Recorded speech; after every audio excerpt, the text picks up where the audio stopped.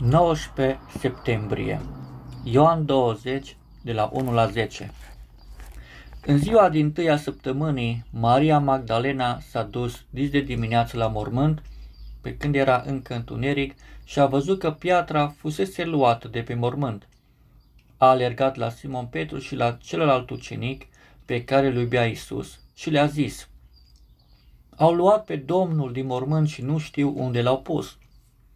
Petru și celălalt ucenic au ieșit și au plecat spre mormânt. Au început să alerge amândoi împreună, dar celălalt ucenic alerga mai repede decât Petru și a ajuns cel dintâi la mormânt. S-a plecat și s-a uitat înăuntru, a văzut fâșiile de pânză jos, dar n-a intrat.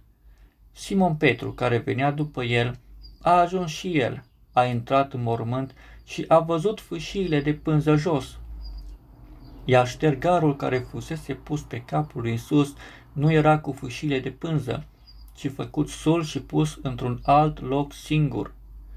Atunci, celălalt ucenic care ajunsese cel dintâi la mormânt a intrat și el și a văzut și a crezut, căci tot nu pricepeau că, după Scriptură, Iisus trebuia să învieze din morți.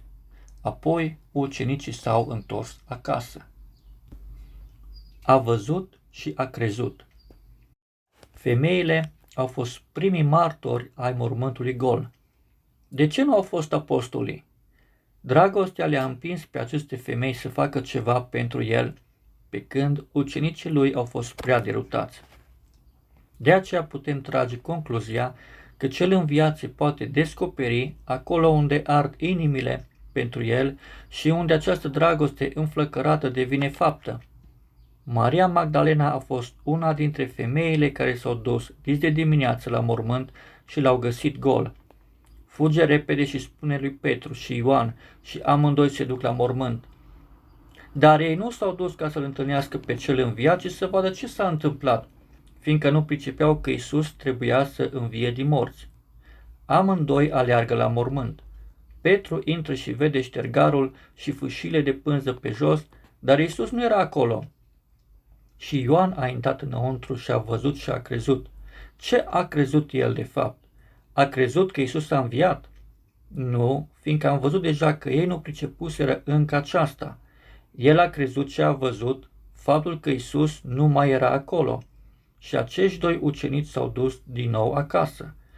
Nu ne umblă și nouă de multe ori ca lui Ioan? Noi vedem ceva, credem ce am văzut și totuși ne este ascuns ceea ce am fi avut voie să vedem. Ca într-adevăr să vedem, e nevoie de mai mult decât de niște fapte. E nevoie de lumină de sus, prin Duhul Sfânt. Și atunci nu crezi numai ce vezi, ci crezi în El, cel înviat, care este nevăzut. Acești ucenici au devenit martorii cele mai mari întâmplări. Iisus nu a mai fost în mormânt. Atunci ei nu au început să jubileze, să chiuie, ci au plecat întristați și cu multe întrebări acasă. Ei au crezut în ceea ce au văzut ochii lor trupești, pe când ce a fost mai important, mai măreț, le-a rămas ascuns. De aceea să învățăm să privim peste cele vizibile, la Iisus, și să nu credem numai ce vedem, ci să ne încredem Lui, celui înviat, și atunci cu siguranță vom recunoaște că în cele ce trăim în prezent este mult mai mult decât ce văd ochii noștri.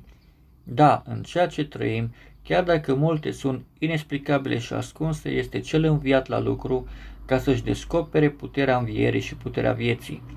Numai cine poate privi de la cele trecătoare la Dumnezeul nevăzut se încrede în El.